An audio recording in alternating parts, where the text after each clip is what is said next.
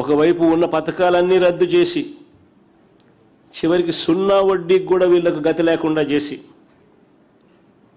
వెన్నుపోటు పొడిచి మరోవైపును వారిని మభ్యపెడుతూ పారిశ్రామికవేత్తలను చేస్తానంటూ చంద్రబాబు నాయుడు గారు కోతలు కోస్తా ఉన్నారు.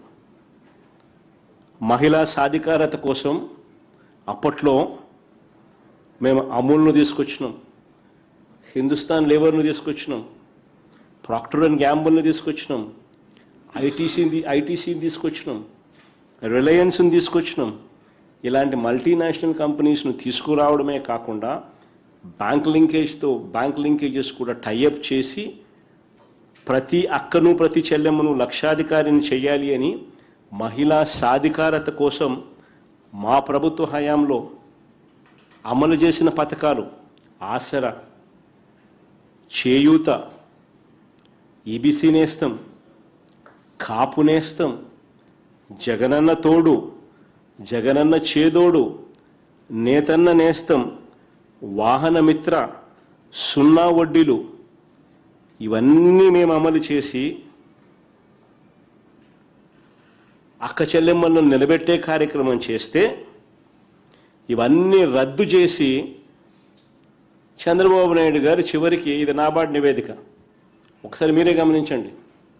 చూస్తే 2024-25 సంవత్సరంలో ఏకంగా 41,623 కోట్లు అచీవ్మెంట్ కింద bank linkages for self help groups ఇస్తే 25-26 వచ్చేసరికి ఏకంగా ఈ 10 నెలల కాలానికి 30,698 కోట్లకు పడిపోయింది.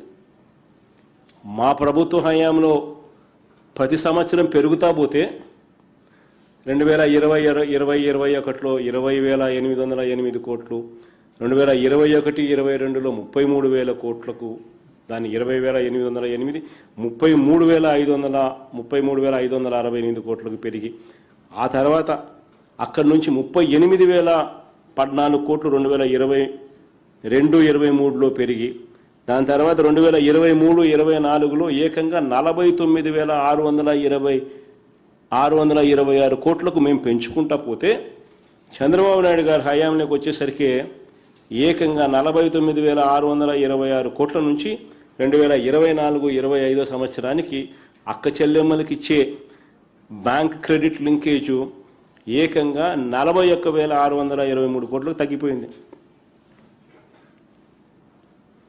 అక్కడి నుంచి ఫర్దర్గా ఈ 2025-26కు వచ్చేసరికి ఈ 10 నెలల కాలానికి చూస్తే ఏకంగా 41,623 నుంచి 30,698కి పడిపోయింది. మహిళా సాధికారత కాదు, మహిళలను చంద్రబాబు నాయుడు నాశనం చేస్తా ఉన్నాడు అని చూపించే చిత్రపటం ఇది.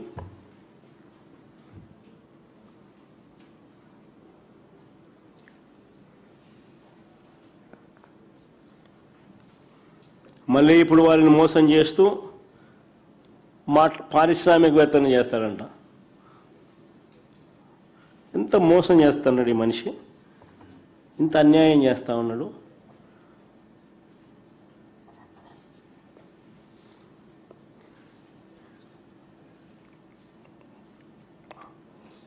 ఇంకా ఇప్పుడు ఏమంటాడు, ట్రిపుల్ బెడ్రూమ్ ఇల్లు అంట. స్వామి, ట్రిపుల్ బెడ్రూమ్ ఇళ్ళ కథ దేవుడు ఎరుగు స్వామి. మా హయాంలో మేము శాంక్షన్ చేయించిన ఇల్లు పూర్తి చేసేదానికోసం ఆ డబ్బులు ఇవ్వండి స్వామి, ఇవ్వాల్సినవి అని చెప్పి మేము అడిగితే వాటి గురించి మాట్లాడు కానీ ఏకంగా ట్రిపుల్ బెడ్రూమ్ ఇల్లు ఇస్తానంటూ చంద్రబాబు నాయుడు మరొక దొంగ మాటలు మాట్లాడుతున్నాడు. ఈ 2 ఏళ్లలో నేను అడుగుతా ఉన్నా, ఈ 2 ఏళ్లలో కొత్తగా చంద్రబాబు నాయుడు గారు ఒక్క అక్క చెల్లెమ్మలకు కనీసం 1 గజం స్థలమైనా ఇచ్చినాడా? 1 ఇంటి పట్టా ఇవ్వలేదు. కొత్తగా 1 ఇంటిని కూడా శాంక్షన్ చేయించలే. మా హయాంలో మేము 31 లక్షల ఇళ్ల పట్టాలు ఇచ్చి అందులో 21 లక్షల ఇళ్ల శాంక్షన్ ఇళ్ళ మంజూరు చేయించి ఇలా శాంక్షన్ చేయించి లక్షల పైచిలకు ఇళ్లను కూడా పూర్తి చేస్తాం. మిగిలిన ఇల్లు వివిధ దశల్లో కడతా ఉన్నారు, వివిధ దశల్లో ఉన్నాయి. ఆ వివిధ దశల్లో ఉన్న ఆ ఇళ్లను పూర్తి చేయడం కోసం వాళ్ళకు ఇవ్వాల్సిన డబ్బులు కూడా ఈ మనిషి ఇవ్వడంలో డైవర్ట్ చేసినాడు. కేంద్ర ప్రభుత్వం ఒకసారి డబ్బులు ఇస్తుంది, ఆ డబ్బులు కరెక్ట్గా ఈయన డైవర్ట్ చేయకుండా ఇస్తే మళ్ళీ రెండోసారి డబ్బులు ఇస్తుంది.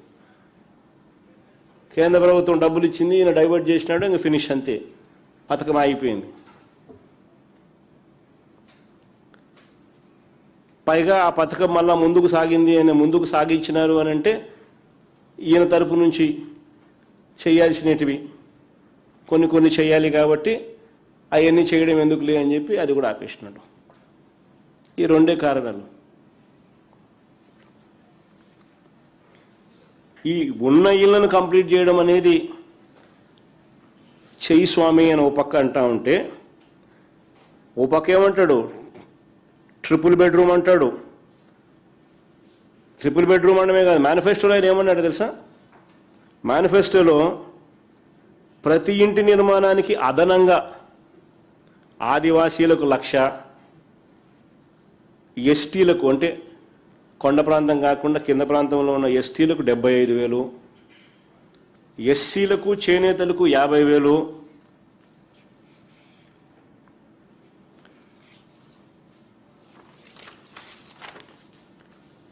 చొప్పున ఇస్తామన్నాడు. 2 ఏళ్లలో ఒక్కరికైనా 1 పైసా అయినా ఇచ్చినట.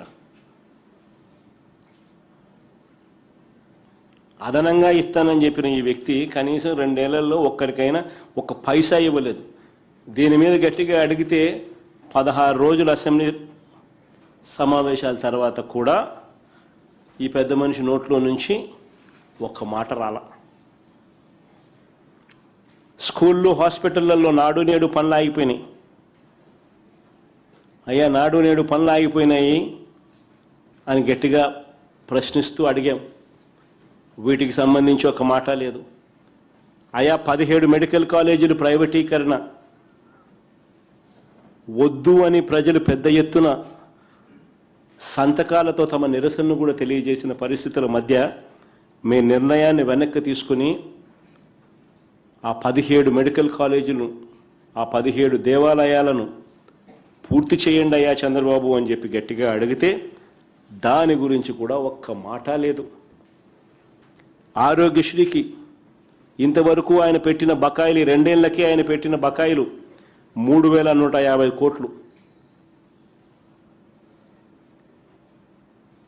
ఈ సంవత్సరం మళ్ళీ 2026-27లో ఈ స్కీమ్ మళ్ళా నడవడానికి నెలకు 330 కోట్ల రూపాయల చొప్పున 12 నెలలంటే 4,000 కోట్లు కావాలి. అంటే ఈ 4,000 ప్లస్ ఈ 3,150, 7,150 కోట్లకు గాను ఈయన బడ్జెట్లో కేటాయింపులు చేసింది 4,000 కోట్లని చేశాడు. కానీ ఈయన ఏ రోజు కూడా కేటాయింపులు బడ్జెట్లో పెట్టిన దానికి కేటాయింపులకు ఖర్చు చేసింది చూస్తే ఏ రోజు కూడా కనీసం 2,000 కోట్లు దాటల.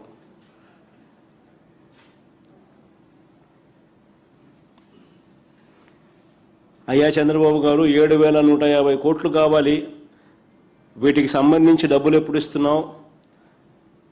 3,150 కోట్ల రూపాయలు బకాయిలే ఉన్నాయి. ఈ సంవత్సరం స్కీమ్ నడవడానికి మరో 4,000 కోట్లు కావాలి. నెట్వర్క్ హాస్పిటల్స్లో టోటల్గా స్ట్రైక్ చేస్తూ ఉన్నారు, అగ్రిమెంట్లు చేయబోము అని చెప్పి ఏకంగా నెట్వర్క్ హాస్పిటల్ నోటీస్ ఇస్తూ ఉన్నారు అని చంద్రబాబు నాయుడు గట్టిగా నిలదీస్తూ అడిగినా కూడా ఈయన నోట్లో నుంచి 1 మాట రాదు.